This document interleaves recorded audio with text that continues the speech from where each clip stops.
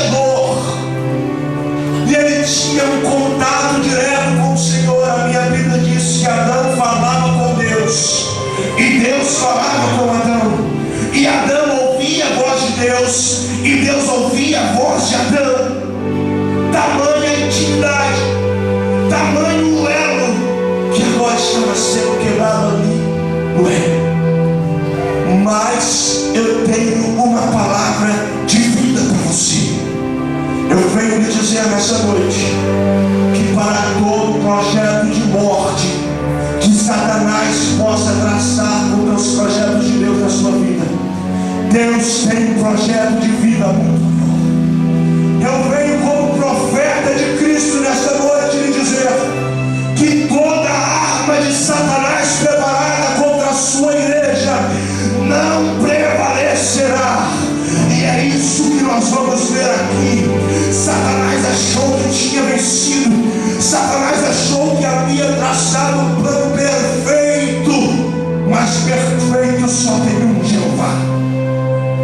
E quando Deus olha para a situação do homem, o pecado invadindo a humanidade, adultério, morte, corrupção, pai contra filho, filho contra pai, uma nação que vai crescendo, vai se multiplicando e povoando a terra, que vai levando o pecado consigo. E um belo dia, eu imagino a cena a Deus lá no céu do Senhor Jesus, dizendo: e agora? O que faremos nós por esta humanidade? O que faremos nós por estes homens e estas mulheres? O que faremos nós por este povo que é eleito e que precisa ser resgatado? Então eu imagino o Senhor Jesus dizendo: Pai, se não tem ninguém na terra que possa fazer algo por eles, envia-me a mim. Envia-me a mim. Mas peraí, você tem glória, você tem autoridade aqui no céu. Não tem problema, meu Pai. Eu me despojo desta glória, eu me desfaço desta autoridade, deste brilho aqui, e eu vou lá embaixo na terra, porque eu quero ser como eles. Eu quero encarar Satanás frente a frente e mostrar para ele que eu sou um vencedor, e mostrar para ele que ele não passa de um derrotado. E eu vou lá, Pai, eu vou trazer de volta aquilo que se havia perdido, eu vou trazer de volta aquilo que Satanás havia roubado, eu vou de volta buscar o teu povo, meu Pai. Envia-me a mim, envia-me a mim, e eu glorifico, exalto, bendigo ao nome do Senhor Jesus, porque ele teve coragem de se despojar da sua glória e vir aqui ser como você. Ele não tinha pecado, mas se fez pecador pela minha e pela sua vida. Oh, glórias! Ele desce aqui na terra, ele nasce como um homem, cresce como um homem, e com seus 30 anos de idade aproximadamente, ele começa o seu ministério celestial. Ele começa se revelando, e ele se revela na simplicidade, ele se revela sentado numa jumenta. Os homens esperavam um grande cavalo, uma carruagem. Os homens talvez estivessem esperando um grande rei, mas ele não quis ser grande em momento algum. Ele quis simplesmente ser pequeno, porque a vida de Jesus, ela é um ensinamento para nós. Cada passo que o Senhor Jesus deu nessa terra, ele nos deixou um ensinamento. E quando os homens esperavam o grande, ele se mostra como pequeno. Ele está dizendo aquilo que ele revela na sua palavra. Eu não uso aquilo que é grande, eu não uso aquilo que é, eu uso uso aquilo que é pequeno para confundir as grandes. Eu uso aquilo que não é para confundir o que é. E eu abro um parênteses nesta mensagem para lhe dizer que você é o escolhido por Deus para levar esta palavra de salvação às nações. Não importa qual seja a sua condição. Talvez você imagina que não sabe falar, que não sabe orar, que não sabe pregar, mas fica tranquilo, porque o Senhor é contigo, é Ele que te capacita. Não fica preocupado. Talvez você se ache o menor na igreja, o menor na sua casa, no seu trabalho, mas o Senhor está dizendo: é contigo que Ele está contando. Ele não usa o que é, não usa o que é grande, Ele usa o que é pequeno para confundir o que é grande. Seja pequeno e o Senhor vai te usar. Vamos correr um pouco, porque ainda temos alguns mistérios aqui. Quando eu abro a minha Bíblia em João capítulo 19, este momento da crucificação é especial para nós. Ora, a crucificação, quando nós meditamos na Bíblia Sagrada, vamos ver que não era algo especial. Jesus não foi o primeiro e nem o último a morrer numa cruz. E quando eu parei para pensar nisso, o Senhor me fez refletir de uma maneira muito especial. Eu fiquei tentando entender por que homens corruptos, assassinos, ladrões, estupradores recebiam aquele castigo de cruz e nada mudava, e nada acontecia.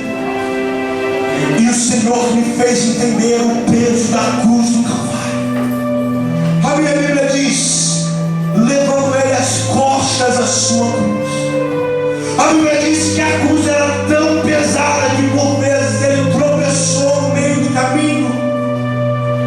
E eu tentei entender que peso é este. E o Senhor me fez refletir. Aquele homem não tinha pecado. Aquele homem não tinha um outro motivo para estar naquela cruz.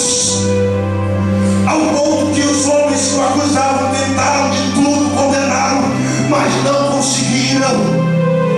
Todo homem crucificado era colocado uma placa no alto da sua cruz dizendo a sua acusação. E quando eles vão tentar escrever alguma coisa contra Jesus, a cabeça deles enlouquece, porque eles podem ter pensado: vamos dizer que era adúltero, mas ele não era. Vamos dizer que é um assassino, mas ele não era. Vamos dizer que era um herege, mas ele também não era.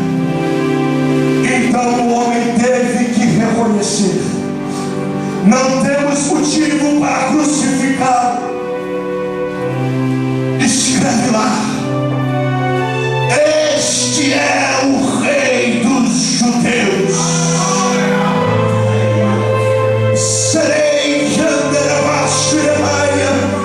Deus está dizendo: a minha cruz era pesada, porque eu carregava os seus pecados. A minha cruz era pesada, porque eu estava carregando a mentira do homem. Eu estava carregando o adultério do homem, o assassinato que o homem cometeu. Aquilo não era meu, mas eu estou assumindo a sua culpa, eu estou assumindo a sua condenação. Então, com licença, fica aí, porque hoje eu vou morrer naquela cruz só por você. Você pode dar um glória mais alto, você pode adorar menor. Ele está dizendo que está escrito em João capítulo 3,16: porque Deus amou o mundo de tal maneira que deu o seu Filho unigênito, para que todo aquele que nele crê não pereça, mas tenha a vida eterna. Você tem direito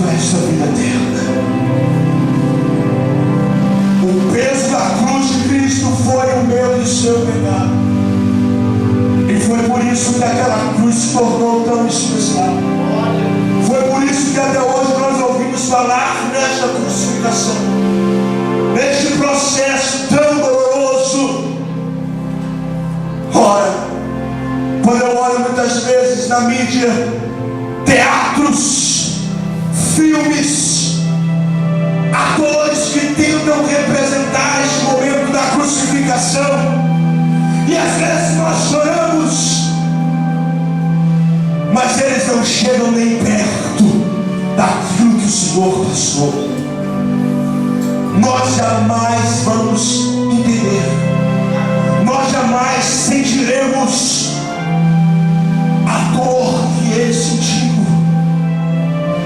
Não, jamais. Quando eu olho para João capítulo 19, para os últimos momentos de Jesus, alguns mistérios encontramos aqui. Algumas palavras, e talvez pequenas palavras, mas palavras que fizeram um efeito histórico na minha e na sua vida.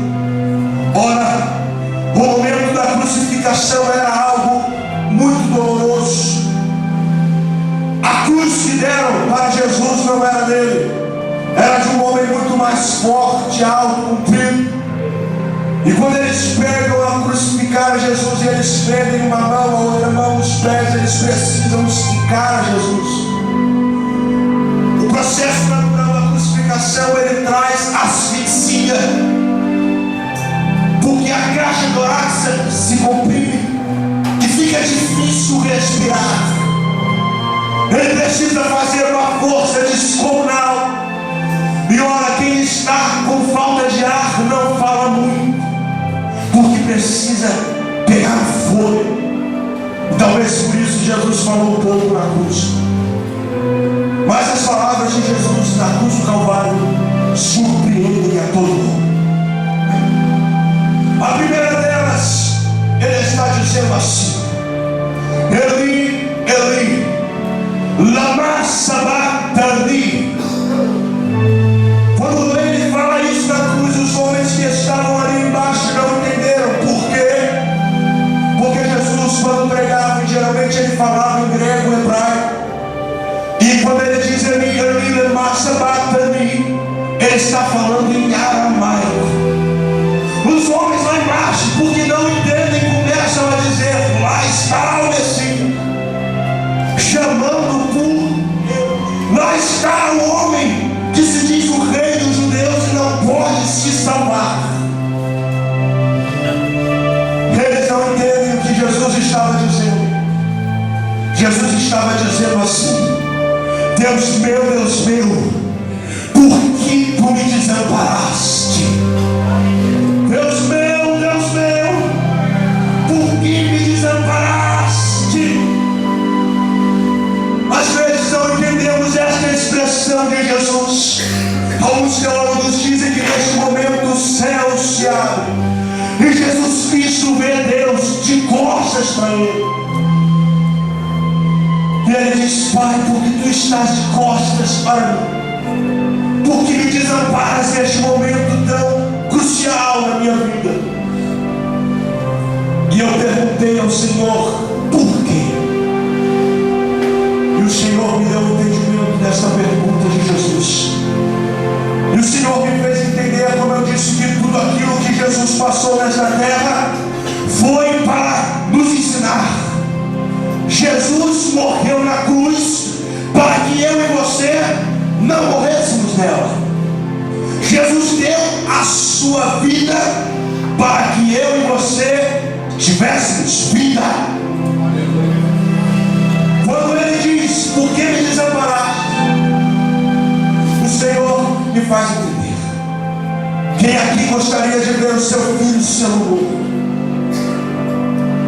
Quem aqui gostaria de presenciar cara a cara o seu filho sendo morto e não poder fazer nada? Porque ele não podia tirar Jesus da cruz, ele não podia mudar o rumo da história. Havia um projeto de salvação para nossas vidas que não podia ser interrompido. Então ele diz: vira as costas para não contemplar sofrimento do seu filho Jesus.